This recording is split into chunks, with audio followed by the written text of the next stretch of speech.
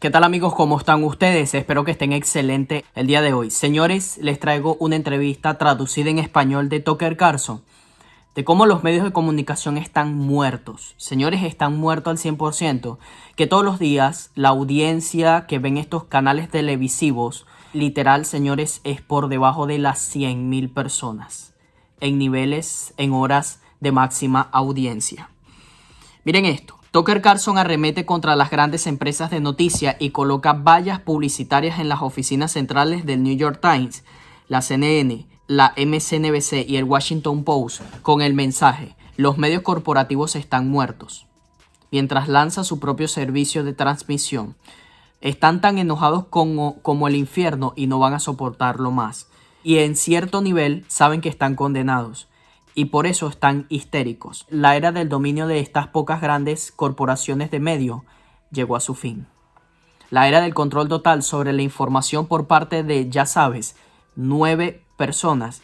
Eso está done, está hecho, está acabado, están muertos.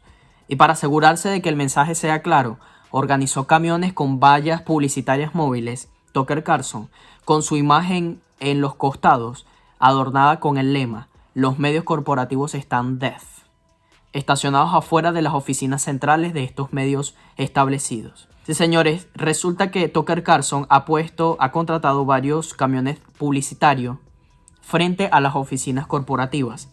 Y esta es la valla publicitaria donde podemos observar que dice aquí: The corporate media is dead. Aquí vemos otro camión frente al New York Times. Tenemos otro camión frente al Washington Post. Tenemos otro camión de valla publicitaria frente al monumento de Washington. Tenemos aquí a NBC Studios, donde Tucker Carlson también ha puesto un camión de valla publicitaria, donde dice que los medios corporativos están totalmente muertos. Quiero agregar en este video que el nuevo podcast de Tucker Carlson, antes de que comience, ya es el tercero más popular del país en Spotify, a punto de superar al Daily del New York Times. Aproximadamente la mitad de los 50 podcasts de noticias más populares son medios independientes. Los medios corporativos todavía lo niegan por completo de que están muertos. Además, Charlie Kirk, el CEO de Turning Point USA, dice que está fuera de Fox News y sus presentadores ahora no pueden acceder a sus eventos. No se les permite estar aquí. Resulta que los presentadores de Fox News no se les tiene permitido ir a los eventos del Turning Point USA, debido a que Fox News tiene una confrontación con este grupo de republicanos. Ahora, Tucker Carlson, en el episodio 55, él dice lo siguiente: los medios corporativos están muertos, razón por la cual el Baby Lumby es más confiable que la propia CNN. Recuerden, señores, que The Baby Lumby es como un medio de sátira. Y resulta que este medio de sátira parece más confiable que la propia CNN. Imagínense ustedes. La entrevista está bastante buena, señores, traducida en español para todos ustedes, para que se puedan enterar de todo lo que dice Tucker Carlson. Te pido que prestes mucha atención a lo que dice y que cuando termine la entrevista vamos a compartir este video, porque las personas merecen saber la verdad y merecen saber que los medios establecidos, estos medios corporativos, los medios por cable, nadie confía en esos medios. Ese grupo hegemónico, ese grupo de monopolio que dominaba las noticias, que dominaba las informaciones, está acabado.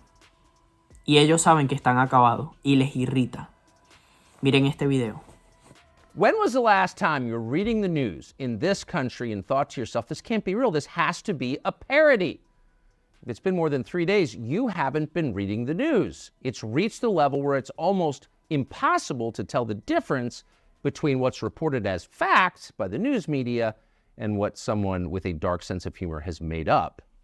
Well, we thought this was exactly the moment to speak to the man who makes up more news than anyone in America, Seth Dillon, who runs Babylon Bee, and he joins us now. Seth, thanks so much for coming on. Thanks for having me. So we're really talking to you today not as the proprietor of America's premier humor site, but as a prophet, as our own Isaiah. Yeah. Because it turns out, and we went through quite a few examples, that the Babylon Bee's parody stories have come true in dozens, scores, nearly 100 cases. I'm going to put 3 on the screen and get your reaction to them to kind of set the stage to announce you as America's most accurate prophet. So let's go in order here. This is from January 2023. Here's the headline. Experts say they don't know what thing is causing everyone to suddenly collapse, but it's definitely not that one thing. Let's go to the news story. Something has been killing American young people in sharply rising numbers, but it's not vaccines.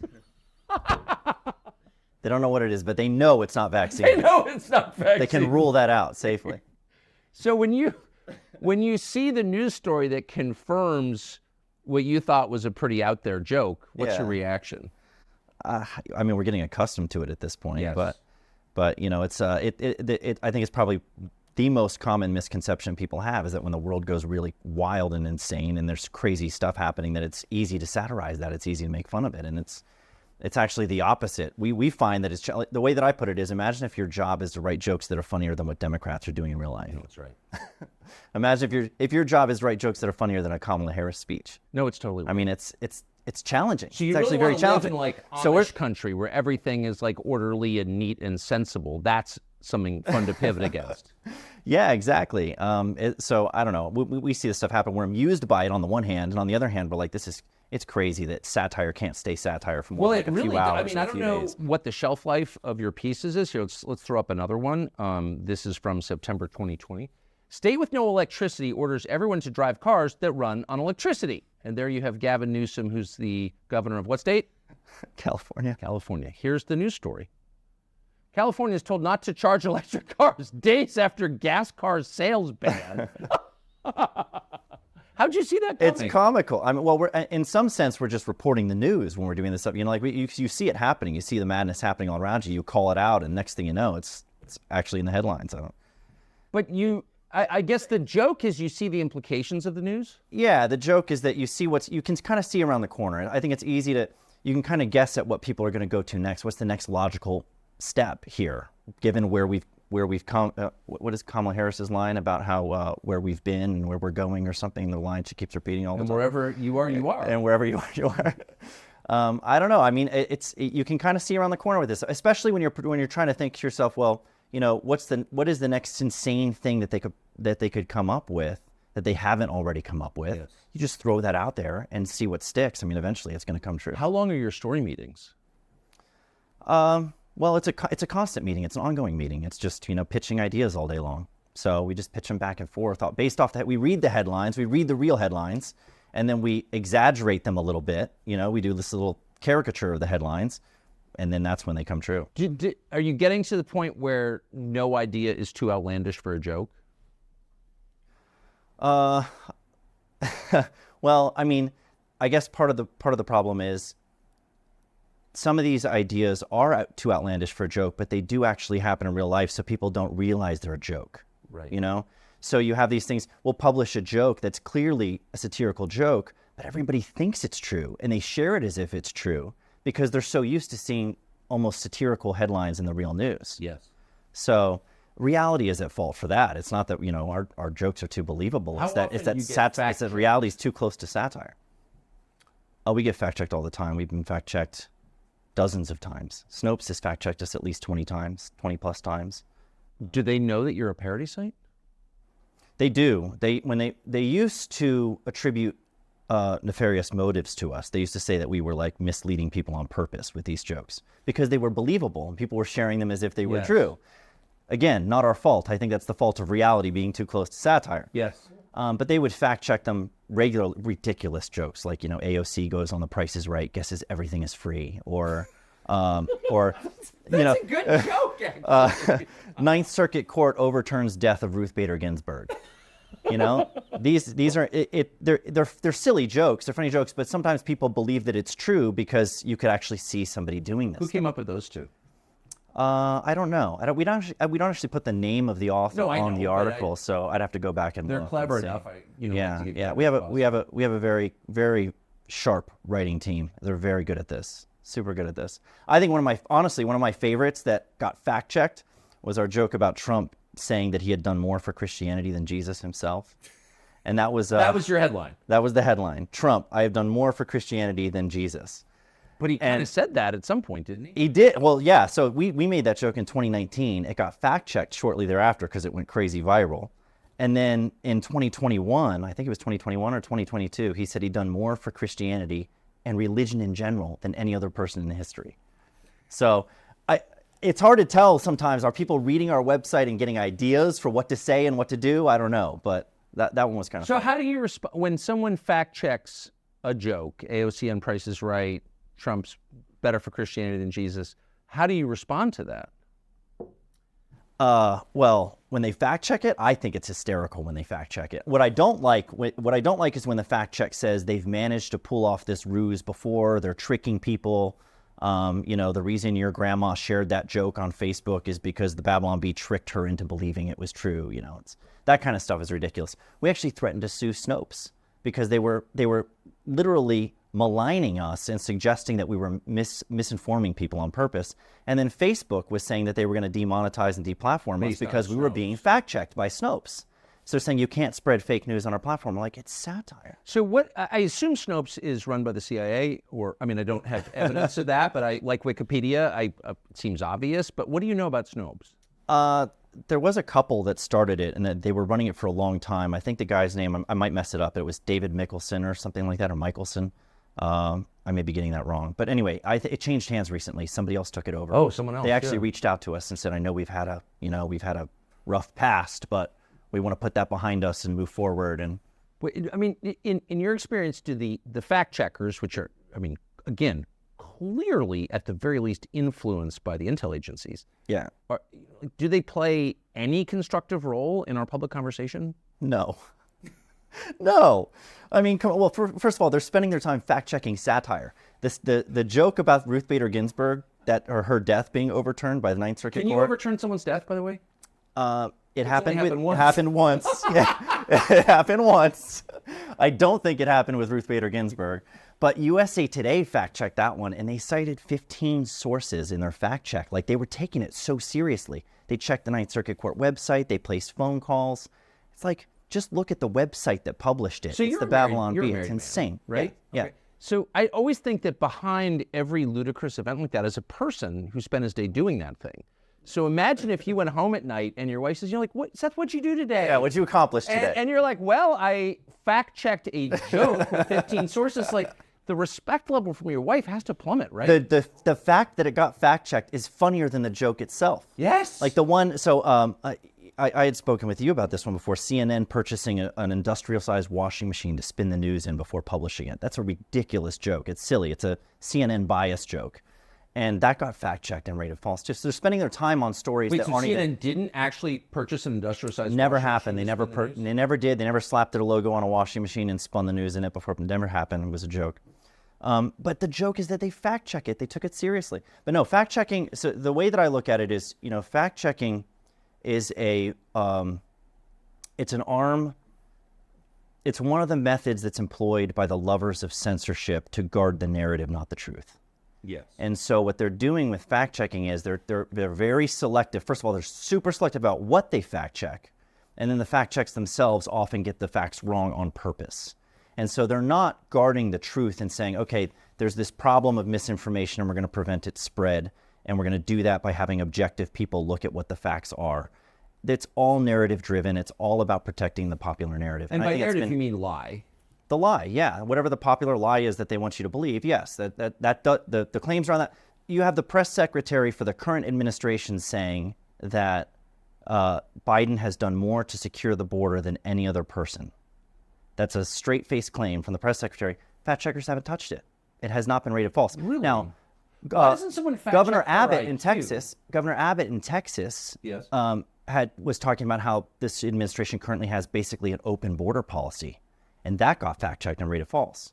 So, the challenges to the narrative are fact-checked and rated false. The narrative itself, which isn't true, is allowed to go unchecked. So normally we wouldn't care what the fact checkers say because they're obviously discredited. I mean, they're disgusting by their nature, but we have to care because they are the triggers that set into motion the censorship apparatus at the social media companies, correct? Well, they rely on this. So they use the fact checkers are the way of them getting out of the way and saying, well, we're not the ones determining, we're not the arbiters of truth. Facebook could punt to Snopes or whoever else, USA Today, whoever's doing the fact checking, and say, we're not censoring you, we're not removing your content based on, arbitrary rules. We have third-party fact checkers, they're objective, and they're the ones deciding what's true and what's false and what can stay and what goes. So they fit in as a piece that allows them to basically have like plausible deniability that they're involved in censorship. But the USA Today fact check on Ruth Bader Ginsburg's death, that was funded by grants from Facebook. So Facebook paid USA Today to write that. Well, didn't Facebook steal the last election too? They put almost $500 million, Mark Zuckerberg, into changing the way we vote. So I don't know. Are they going to fact check that? Because that actually happened. Okay, let me get to the third example of the Babylon Bee's prophetic accuracy. And I don't actually know how else you describe this. This is from April of 2022. Government Disinformation Board determines all criticism of Government Disinformation Board to be disinformation. It is a self-licking ice cream cone. Okay, so that was your headline. Here's the fact. Mayorkas cites misinformation about Homeland Security's Disinformation Board. The world is too absurd to be satirized. So when you see that, I mean, do you feel vindicated? Yeah, of course. I mean, did Jeremiah feel vindicated? It means we're onto something. What it means is that there was, okay, so this is another criticism of the Babylon Bee. We're narrative driven, we're propagandists, we're trying to push our own viewpoint that has is that no, what the propagandists no say about it? Yeah, like Slate, all these people, Rolling Stone, when they write, exist? They do, yeah.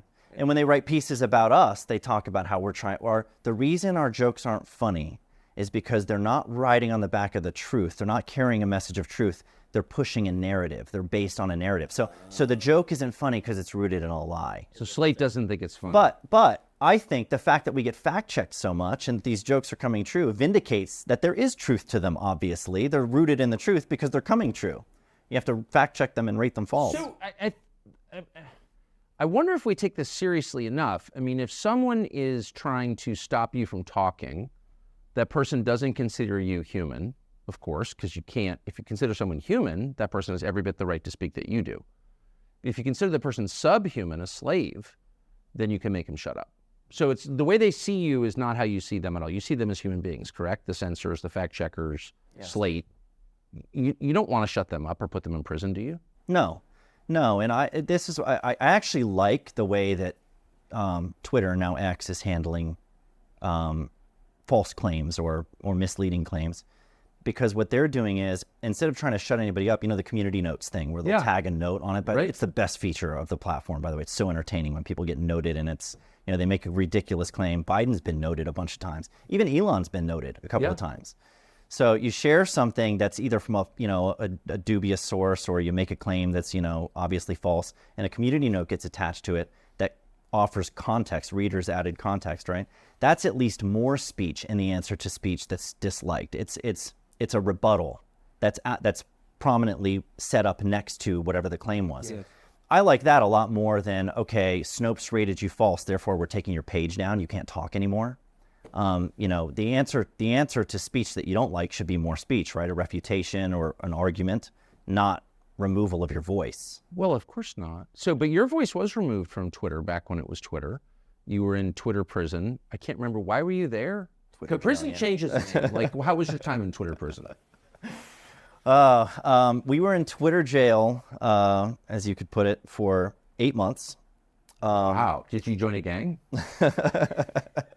We were there with a few other interesting people, Jordan Peterson, Captain Griffin. Seth. You count the time, do you? A lot of interesting people in Twitter jail. I can't even imagine. I can just picture you smoking your home-rolled cigarettes, playing pinochle, cooking pasta. So we had made a joke. So there was a real headline. USA Today names Rachel Levine Woman of the Year. So Rachel Levine is the transgender health admiral in the Biden administration. Oh, the dude with the medals. Yes. Okay. Yeah. Woman of the Year. So that headline itself, I think, is comical. It's funny. It seems like a parody, but it's not. It's real. So we were thinking to ourselves, ugliest woman in America. What do we do? Very bold and beautiful woman. I don't know what you're talking about. Right. Sorry. Brave, stunning. So we were looking at this headline and thinking to ourselves, what do we do with this? Like, what is the angle here to make a joke out of what's already a joke? This is already a joke. Yeah. And women should be offended. Everybody should be offended that a male person is winning this Woman of the Year. But the only thing that we could think of to say was, okay, well, how about in defense of women insanity, we just simply say the Babylon Bee's pick for Man of the Year is Rachel Levine. So that was the headline that we put out there. Babylon Bee names Rachel Levine Man of the Year. So, you know, Twitter didn't like that. It's misgendering. That's so hateful. Yeah, exactly. So misgendering falls under the hateful So conduct. with an Adam's apple and a jockstrap. You're calling him a man. You're referring to a male person as a man. Yeah, that's hate. And it's hate. Face of hate. Really. Hateful conduct. It's misgendering by their policy. It's not, you know, it's not acceptable. So basically what they said was this: you can have your account back if you delete the tweet with that joke attached to it. But you have to delete it. They didn't take it down. They wanted us to delete it and check this box that said by deleting, you know, when you delete this tweet, you acknowledge that you violated the rules, including the rules against hateful conduct. So sign a confession. Sign a confession, bend the knee, you know, censor yourself, delete your own joke. Like I was basically telling Twitter, I'm like, you guys delete. If you don't like it, you take it down. Why make me take it down and admit that I did something wrong? Well, that's the whole point. It's not censorship. It's subjugation, right? Yeah. Exactly.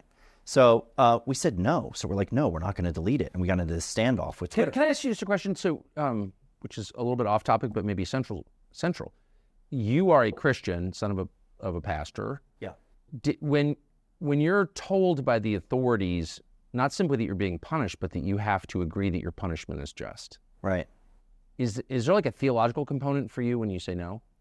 Yeah. I mean, it's standing on the principle that not only do we think that this, first of all, it's a joke. Right. Second of all, it's true. This is a male person referring to them as a man. A man means an adult human male, so there's truth to it as well. Yes. So the idea that we're not allowed to speak the truth, and that we have to censor ourselves and admit that we engage not just in a falsehood, but something that was hateful. Yeah, I think that there's a moral objection to playing any part in that.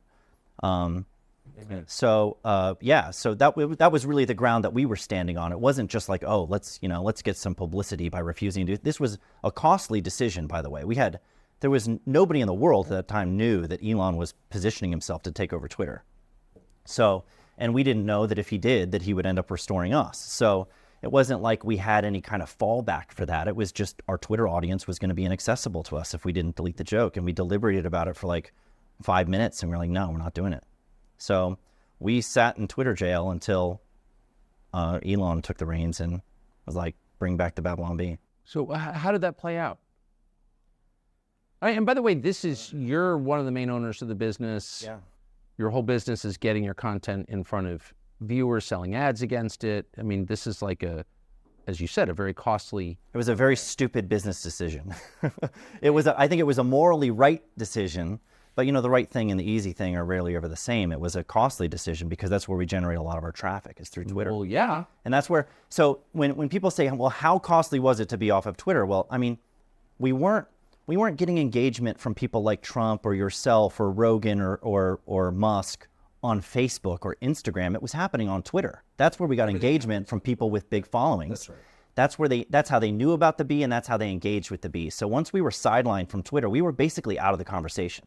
That's where the conversation was happening. Right. So it was a big cost to us, not just monetarily, but just being relevant. We weren't relevant anymore.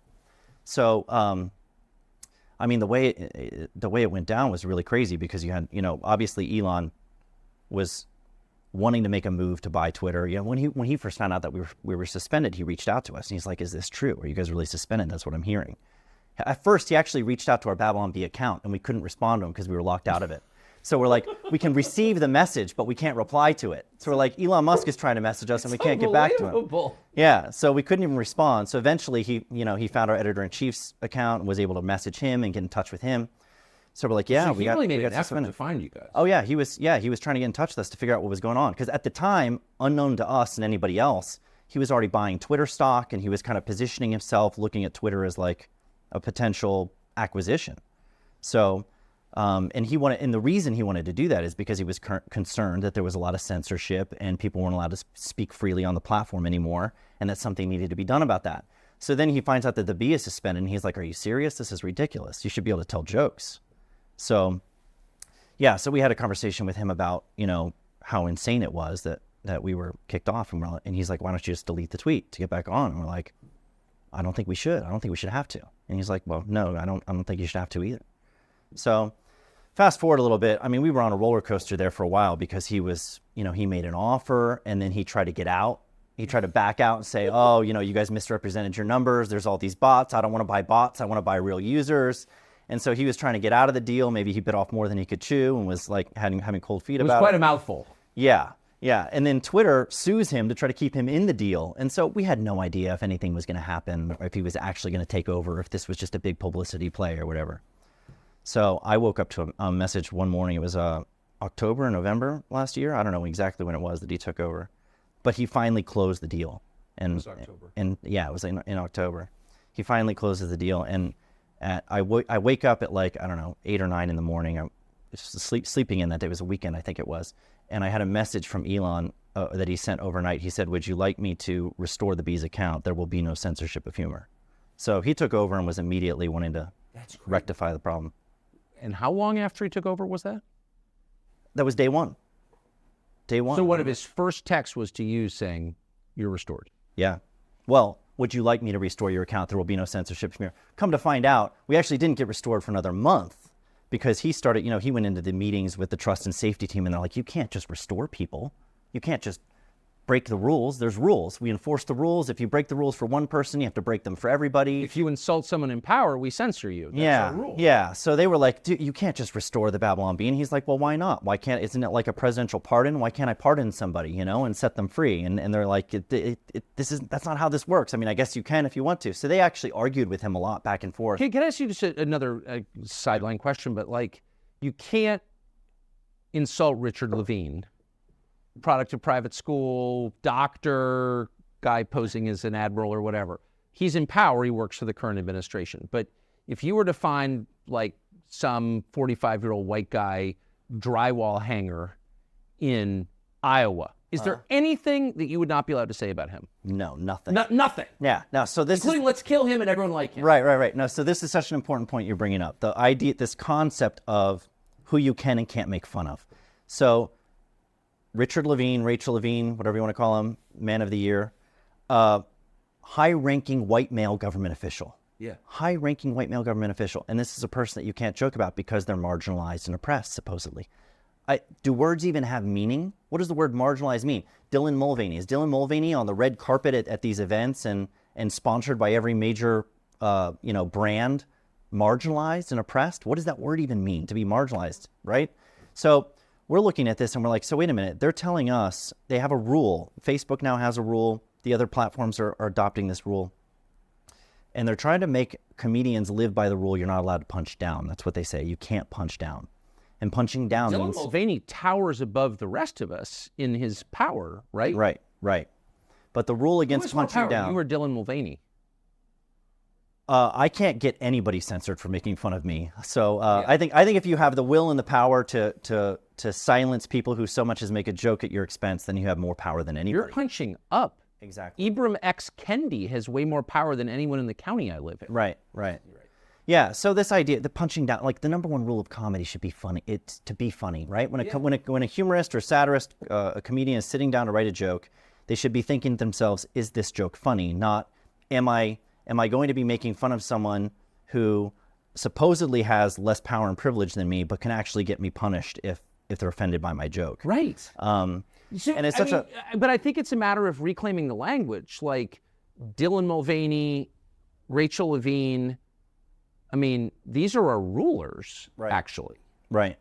Yeah, they're the most powerful and privileged people in our culture, and you're not allowed to joke about them. So, except for Michelle Obama, and that's is oppressed. Yeah, and I mean, everybody understands this too. It's a well-known saying that you can tell who rules over you by who you're not allowed to criticize or who you're allowed to joke about, and that's exactly. I don't think you're even allowed to say that, though. Are you? Probably not. I don't think you are. Yeah. That's hate speech right there.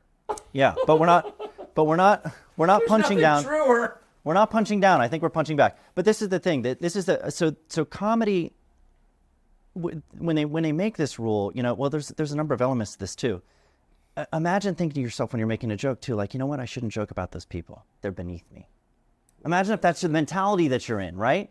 Like that's a condescending mentality. Well, any man who's ever lived in a dorm knows that mocking somebody is a sign of fraternal friendship. That's your peer. Right. I had a friend whose birthday was this morning. I mean, I sent him a whole barrage of insulting jokes about his age and his sexual potency, and that's the first thing I do when one of my closest friends gets older. You know, the way of treating each other equally is joking about each other indiscriminately. So yeah, I think comedians who, and this is why so much of comedy is not funny today. It's my chief criticism of like late night comedy, which I find unwatchable. I think it's totally unwatchable. But also contemptible. I mean, they're collaborators.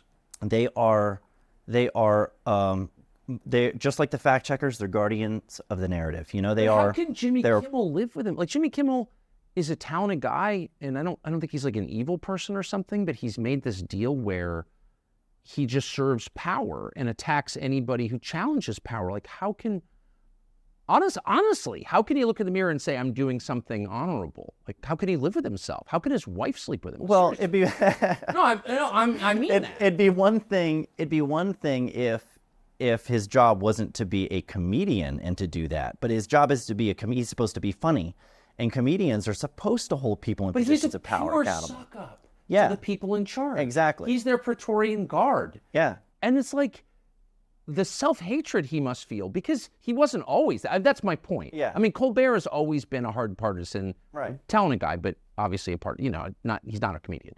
But Kimmel was a comedian. Like, how does he? I don't understand. I don't know how he can sleep. He might buy into the narrative to the extent that he thinks it's morally wrong to joke about these certain topics. But it's not just that. He's like pouring hot oil on the peasants from the parapet. Right. Like he's hurting anyone who challenges the king. Right. It's crazy. It is crazy. It's upside down. The comedians should be poking holes in the popular narrative, not propping it up. Jimmy Kimmel is. Like, truly. No, I mean it. You said it, not me. No amount of money is worth what he's doing, in my opinion. Yeah, yeah. Okay, so speaking of handmaidens to power who want to kill you and anyone else who speaks the truth. So you get back on Twitter, and this deeply upsets a figure called Brandy Zadrozny, assuming I'm pronouncing its name correctly. And I'm also not guessing gender on this one.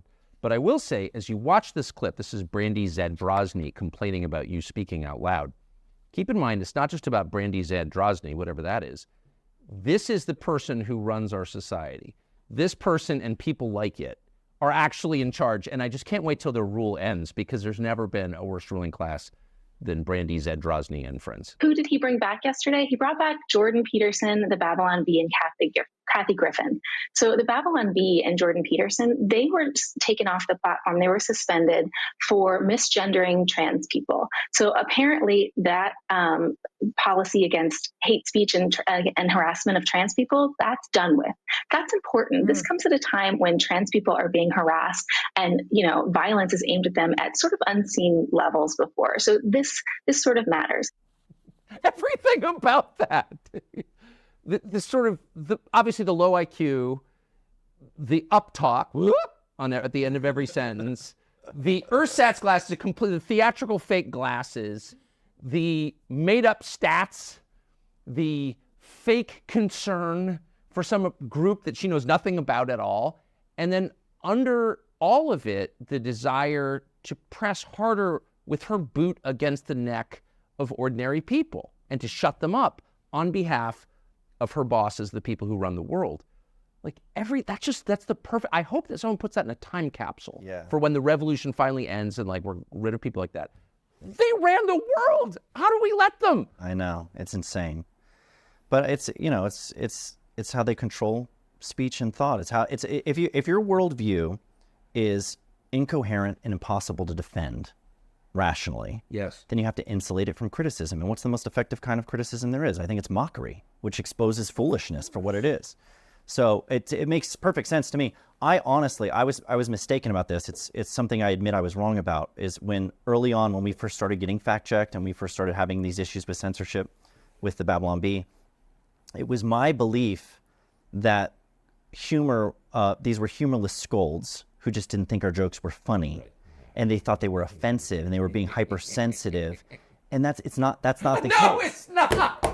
You're going through the stages of realization. The stages of realization. I eventually learned and came to realize that it's not humor. Humor is a vehicle for truth delivery. They don't like the fact that the narrative is being challenged in a way that's effective, and so they have to shut you up. And so that's what it's about. It has nothing to do with them being they don't have limits. They don't have, and it has nothing to do with being offended. This whole thing, you know, the hypersensitive, the people getting up in comedians' faces or charging the stage to slap them in the face when they make a joke they don't like. You know, don't bring your speaker to our campus because we need a safe space here and this will offend people. They're not. It's all fake outrage because they've learned that fake outrage can be used as a tool to bludgeon you into silence and submission. But that's exactly right. If they would censor you, they would kill you, period. Because you don't censor a peer, another citizen, another human being. You censor your slaves. You censor someone you consider less than human. So if censorship doesn't work, they'd indict you. If that doesn't work, they would kill you. I mean, it's a very obvious continuum. But I'd also say, and I want to ask you this, as the target of people like Brandy Zadrozny, wouldn't you rather be the target of an explicitly fascist regime, where it was aggressive rather than passive-aggressive, where some guy in a funny mustache got up and said, you're going to jail, instead of having someone in fake complex glasses telling you you're endangering trans people? I mean, there is a kind of, the passive aggression is very hard to take. I'd rather neither of them, but well, I don't know. If I have to take my pick, I'll take Twitter jail over real jail any day, but... Well, like, that's where that's going. You don't censor people if you consider them human, period. Yeah, no, they're both bad. They're both bad. They're just two sides of the same coin. How long do you think your moment of freedom will last? Well, a lot longer now that Musk is running one of the predominant platforms. If that hadn't happened, I mean, it was just a matter of, like, Facebook throttles us so badly now. We don't get any reach on Facebook. We don't drive any traffic on Facebook. It's not really that valuable to us anymore. Do you talk to them about it? We've tried. You can't get straight answers from them. Do they wear complicated glasses too and uptalk? They just give you really canned responses, or they point you to their policies or whatever. Bureaucratic language. Exactly. That's kind of my point, though. Or they have people in place. They'll have some kind of policy person who's there to mollify you and just hear what you have to say and tell you we're looking into this for you, and then I'm going to run this up the chain. Kind of like the people who are there to listen to you to make it seem like they're actually paying attention, but they don't do anything about it. Honestly, wouldn't you rather, and I'm not being only half facetious, deal with the North Korean security apparatus, where they're like, say that and we'll kill you? It's super straightforward, and they're not going to lecture you about trans lives. At least that's honest. At least it's honest. Yeah, and it's less self-righteous. Yeah.